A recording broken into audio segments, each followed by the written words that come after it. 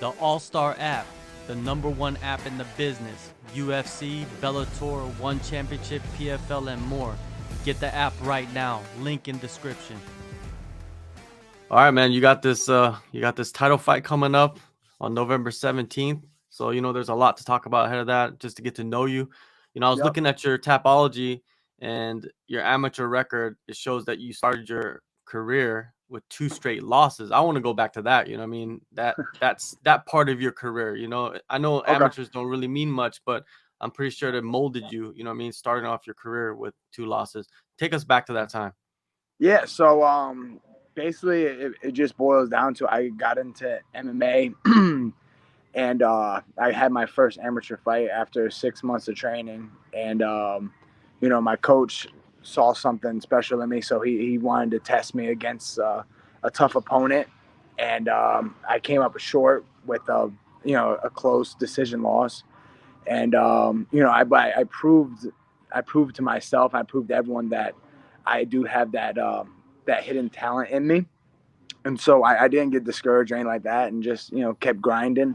And a few months later, I had another amateur fight and came up short again. And after that loss, it really bothered me, and it lit the fire up under me. And I swore to my coach. I was so upset. I was so embarrassed. I felt like I did enough to win, but it didn't matter. I didn't win.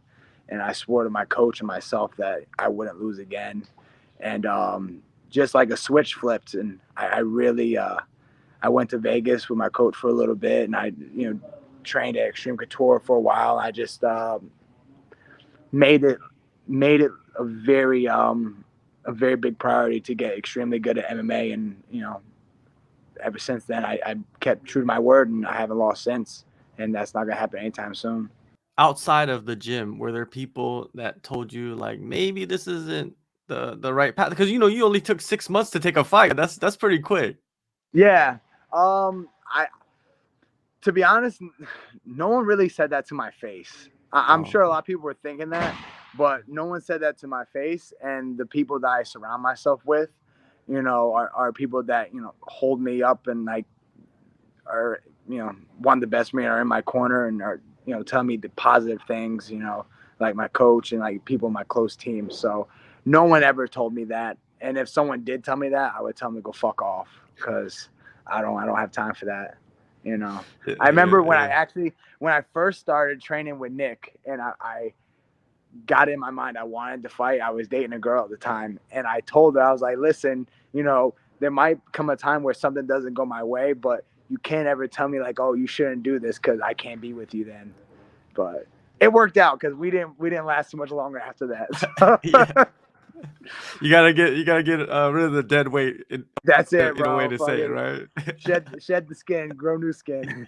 Yeah, yeah, but yeah, your confidence was always there, man. Even if you had setbacks, that's incredible to keep your 100%. mindset like that. Because after that, you just knocked off dude after dude after dude, and 2020 comes along. You make your debut in January, then the Hmm. pandemic hits, man. Another obstacle that you have to overcome. How was that time? Man, it's to be honest with you, that's like the story of my life. I've had so many obstacles in this sport, and I look at myself as a positive person. Everyone has ups and downs, but I think of myself as a positive person. But it's even sometimes with me, it's like, man, I just have all these like obstacles and dilemmas, but that's how I know doing the right thing, and I just had to keep reminding myself that. So it, if it wasn't meant to be, then shit would just fizzle out. But I think that everything good happens for a reason, and you have to push through adversity to show that you're worthy of having the success. So with that being said, when the pandemic happened, I never really stopped training. Just we modified how I trained. My coach and I made it very, very tight knit. I spent a lot of time doing solo work. I would do like 5 hours of solo work a day, and then we got offered to fight in September, with no audience or anything like that. And right away, I jumped on it. And at that time, it was, do you want to fight and try to advance your career, or do you want to complain and say, oh, I want to get paid this, and then not fight? So I took that fight without you know really making money or like that. And because to me, like, I'll fight a motherfucker for free. What I really care about is fighting someone and, advancing my career and, getting to that next level. So that's what I did. I did what I had to do, and it worked out in September. I got another finish, first round finish, and just kept that momentum rolling. There's always that battle, man, when you're coming up Mm-hmm. as a fighter of like dedicating yourself fully to a sport that's not paying you much at the beginning stage, and then you have to take fights to advance your career. You know what I mean? So it's like, Yeah. how did you keep your? Was there a battle within yourself with that? Like, man, I need money. Maybe I should get a job. How do you have job? Did you have jobs outside of MMA, or did you just focus on? So no, I wasn't. I was strictly training in 2019. Spring of 2019, I left my whole amateur career. I worked two jobs, and in the spring of 2019, I left both those jobs and started pursuing MMA full time. I was like, listen, I could see myself having a good shot at being like a legit pro and having a good career. I need to focus and like train like a pro and do all the right stuff. So I made that switch in spring of 2019, and I just really would help out at the gym. I would teach privates here and there, and just did what I had to do. I would, I never really like made any money, but I just did enough to survive and just to support my training and whatnot. And it was tough, and definitely had to make a lot of sacrifices, and especially with having a child. I wasn't able to provide and do as much as I wish I could, but it's sometimes you got to risk the biscuit to be successful in the end. Yeah, yeah. Well, you building yourself up, man, into one of the best guys, outside of the major promotions, and now you got this title fight coming up. But earlier this year, man, you had a fight booked and then it was canceled. Like, what happened with that fight? It was Jacob Bond. Yeah, so I ended up getting an injury, Mhm. and it just wasn't healing, and I just couldn't take the fight. And I'm not someone that like backs out and stuff like that. And I'm always trying to fight. Actually, my coach, my manager, always trying to like stop me from being stupid and reckless. Be like, I'll fight this motherfucker. So, but there comes a point when it's like being foolish, and I just couldn't be foolish, and I had an injury, and I just couldn't take the fight. And as much as it hurt me to not do it, it was the right call.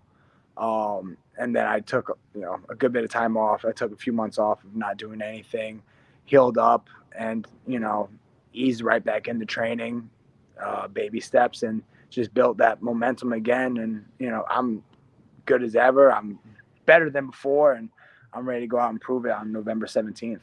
It goes back to what you're talking about, surrounding yourself with the right people, man. Because, like you said, fighters, if you tell them you can't do something, they're gonna do it, right? so, 100%. so they gotta, you gotta have people that you respect around you to guide you and make the Mhm. decisions, as a group rather than as an individual, right? Yeah, yeah. This is an individual sport, but you can't do it completely by yourself. You have to have that support network around you. You have to have that close knit circle of people that will hold you up when you can't hold yourself up. And it's hard. It's hard to find that. And a lot of times you go through life, in the sport and outside the sport, thinking you have that, and you find out that it's someone's not who they say they are. It's not as good as you thought it was. And but that's life. But yeah, you have to have that in this sport. I'm blessed to have found that. Now, with your pro career and your amateur career combined together, what fight do you feel like you built off the most? Every single one. Every single one. Every single one. Because after every single fight, there's not one fight that you can name and I'd be like, oh, I was happy with that. Every Mhm. single fight I built off that, because I was disappointed with every single fight. The wins and the losses. I'm like a perfectionist. I hate feeling like I do anything wrong. Drives me crazy. If in the practice room after a session, after doing something, I'll go and ask like, how did this go? I'm like, oh, you look great. You did this. I was like, but tell me what I did wrong so I could not Mhm. do it again. Um, not a negative person. I'm a perfectionist. I don't want to make the mistakes again. So every fight I've had has been, the biggest learning curve, because I felt like I did certain things in the fight that I shouldn't have done, and I go back and watch it, and I'm like, oh, I'm such an idiot. Why did I do this? I could have capitalized on this moment instead of waiting, and but it's part of the sport is learning. They say you win or you learn, instead of losing, but I learn both ways. So Is that just in the gym? Is it just you as a fighter?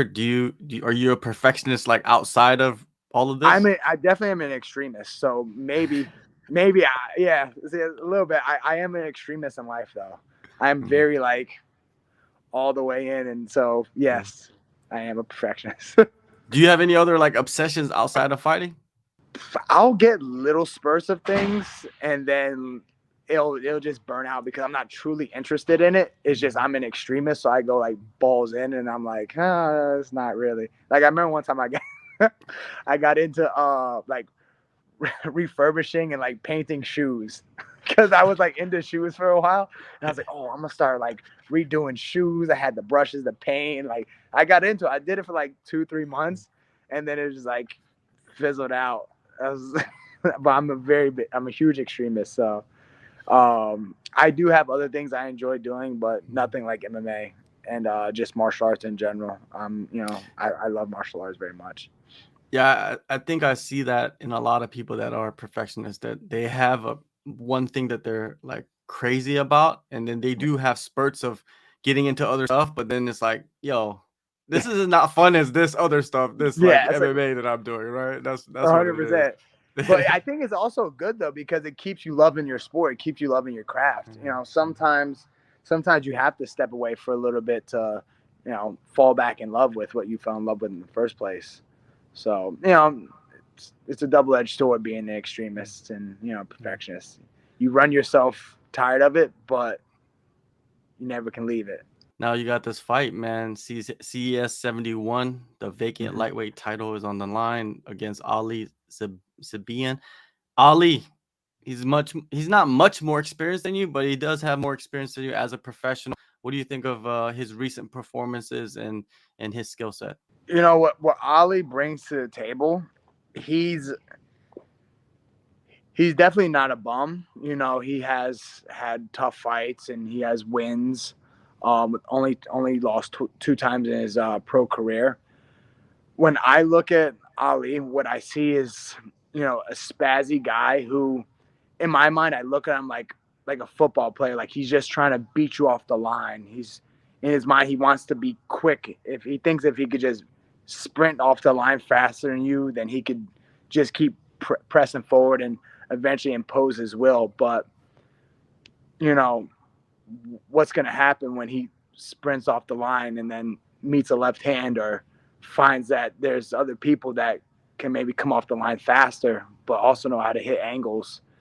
And he's someone that likes to come in with his chin up. And if he comes into my range with his chin up, I'm gonna smack his head off.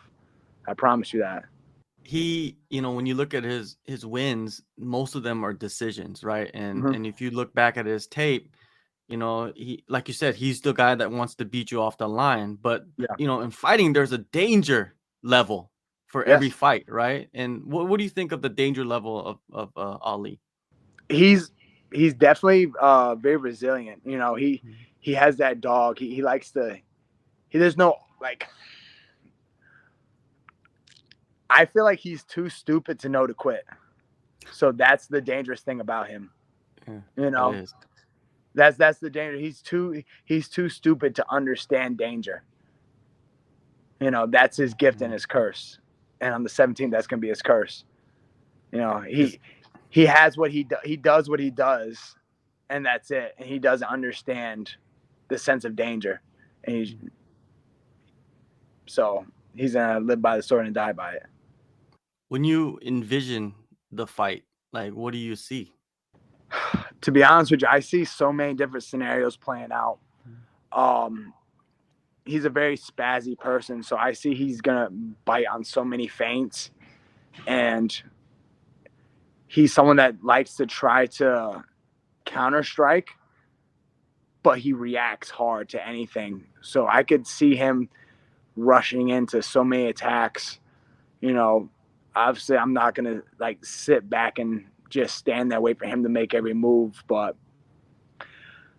I see me pressing him, you know, making him frustrated. He's gonna try to come forward a lot, and you know, just keep my range and just counter everything that he tries to do.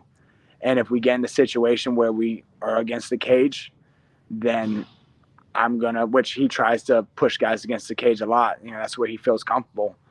And if we get in a situation where we're gonna be against the cage, then I'm gonna make him feel uncomfortable where he's comfortable. Are you a guy that just focuses on the next fight, or do you have like goals for like 2023, 2025? Do you envision that for yourself? I'm a very goal oriented person, but I don't look past anybody. I don't look, you know, to me, it's not like a bracket. And this is one person, but I'm planning like this person over here. There's Ali Zebian, and that's it. Because if I don't go out there and do what I say I'm capable of doing, then all the other stuff doesn't matter. And the butterfly effect of my life is going to change significantly. So, you know, I do have goals, but, you know, until I beat Ali on the 17th, none of that shit matters. November 17th, CES 71, main event, vacant lightweight title is on the line. Go download the AllStar app My lightweight description. strap, Yeah. baby. I said that. I said I made my pro debut for CES, and when I was taking my pictures at the weigh-in, I picked up the belt and I said, "This will be mine one day." I said it, and I meant it, and it's about to happen. I promise you that.